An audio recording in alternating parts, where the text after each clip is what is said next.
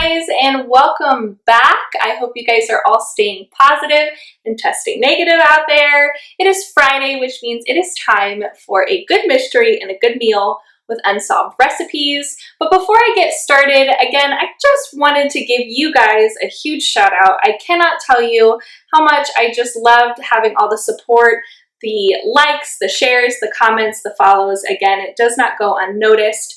I see you guys out there, and I'm so happy you're all interacting with me. And again, the support is just phenomenal, and I love you guys so much. I'm so happy, and I'm so proud to be sharing this with you.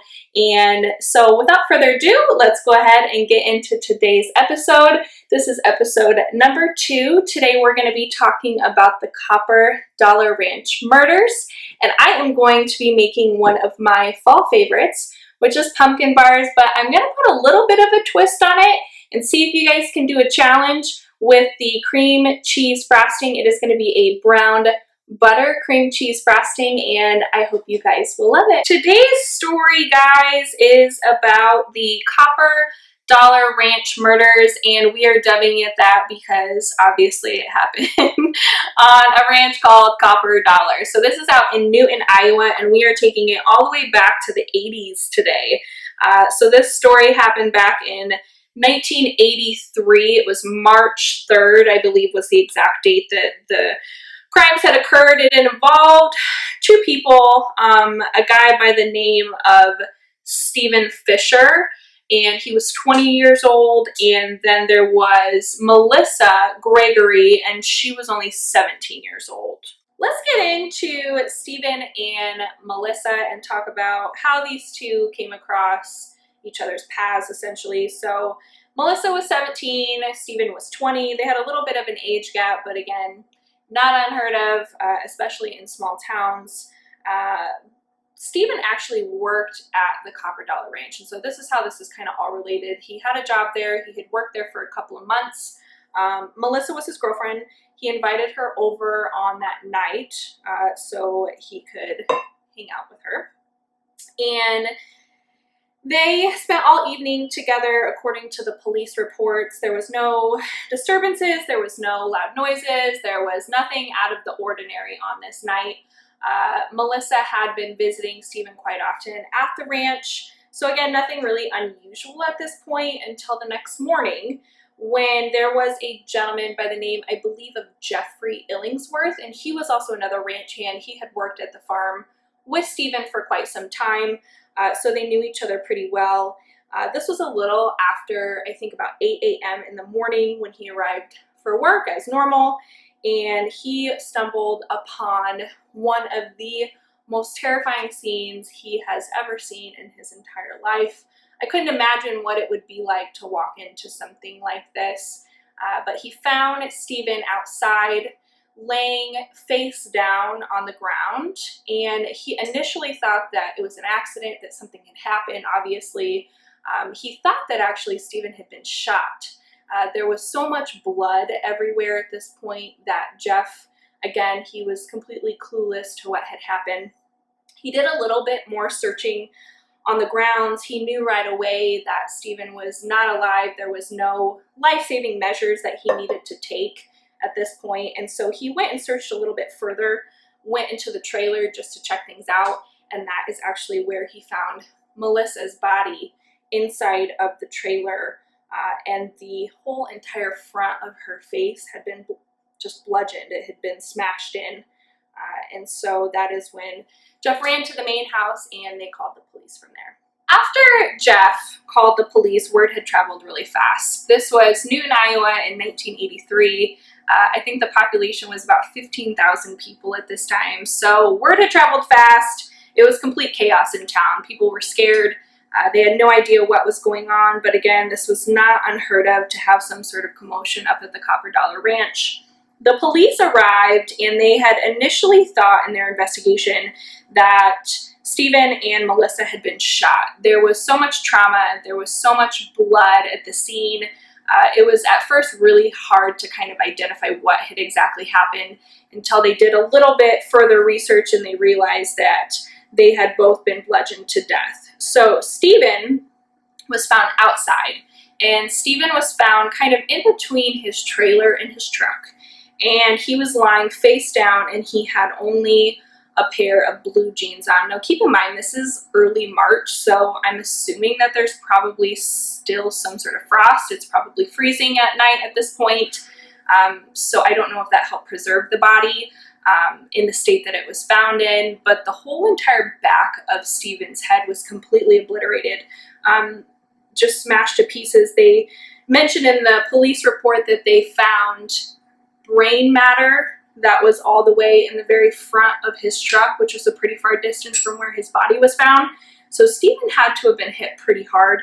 And again, to be at the point where you think that someone is shot, that you got to hit somebody pretty hard. They went into the trailer, and then that's where they found Melissa's body. Melissa was completely naked. She was found on the bench, kind of halfway on, halfway off of the bench. And the difference here, and what I find really interesting about this, is that Melissa was bludgeoned in the same way, but Melissa's whole front of her face was completely smashed in. So to me, this is a crime of passion. To be able to smash someone's face in from the front, to have to look at them and see their face as you're killing them, this is somebody who wanted Melissa dead, who wanted Stephen dead. You know, to be able to do that to somebody to where they're completely unrecognizable, you know, it's a lot. But that is how both of these bodies were found. Just a little bit of background on the Copper Dollar Ranch itself. This ranch was purchased a couple years prior by a gentleman who came from Florida. I believe he left Florida in 1981 to come up to Iowa to buy this ranch. And it was alleged that he was selling drugs down in Florida, and that is another reason why he came up here to do his business in peace, essentially.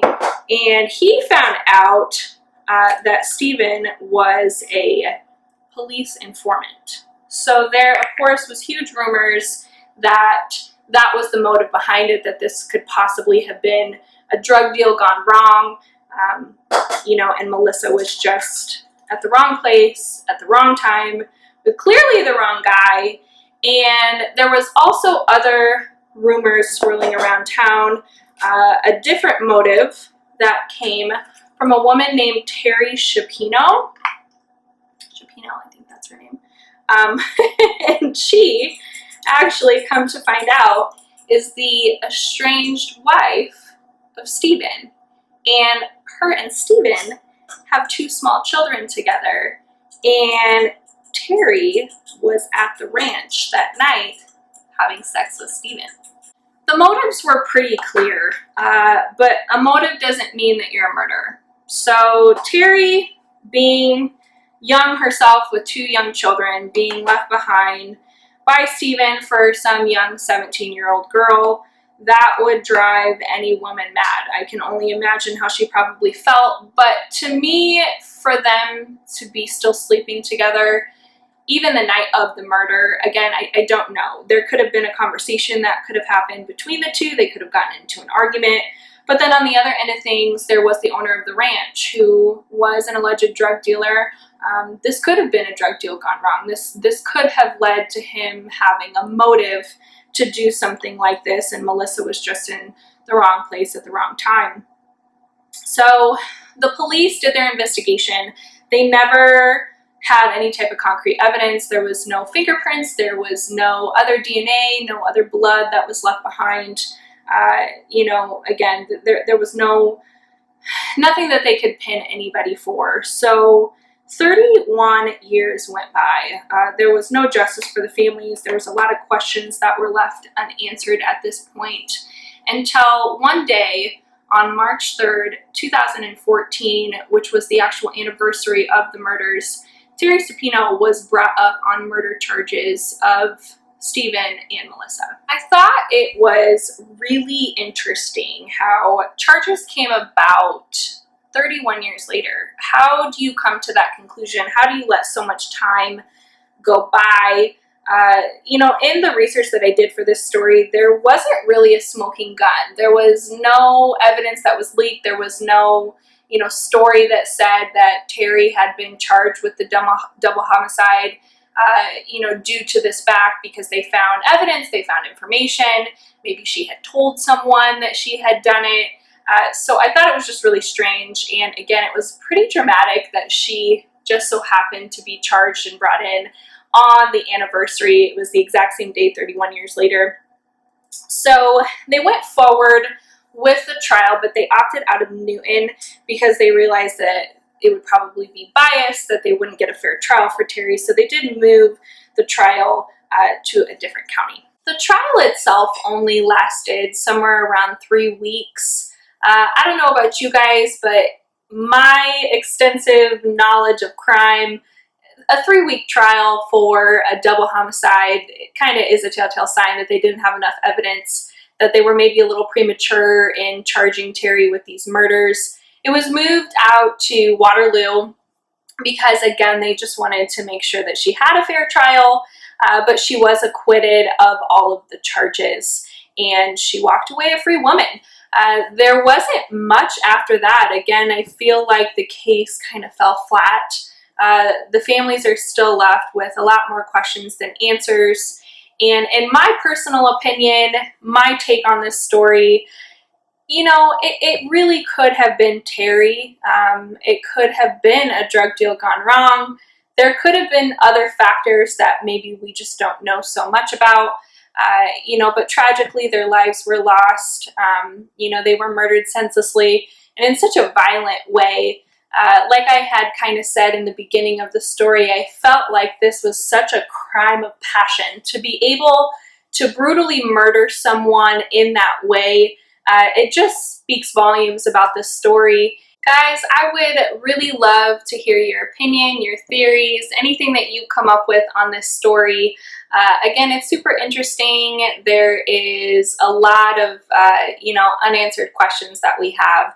So please drop your comments below. And as always, if you have any recipes, if you have any true crime stories that you know of that you'd like for me to discuss in another episode, please contact me. I'm always open to talking about stories that maybe I haven't heard of that have happened in Iowa or somewhere close. Being in Iowa, we are all neighbors and everybody knows everybody around here. So there's been a lot of stories that have been brought to my attention that maybe they have a family member or a loved one that they've lost due to a crime of violence, of murder, of kidnap, or they have someone who's disappeared. And, I started this because I wanted to be able to share people's stories. I wanted to talk about the unsolved crimes here in Iowa that have happened, because there are still families out there that don't have answers and they want to know. So if I can bring light to the situation, if I can bring light to these stories, that's ultimately what I'm here for. So please drop your comments below, like, share, love, guys. And as always, remember to stay safe and stay hungry.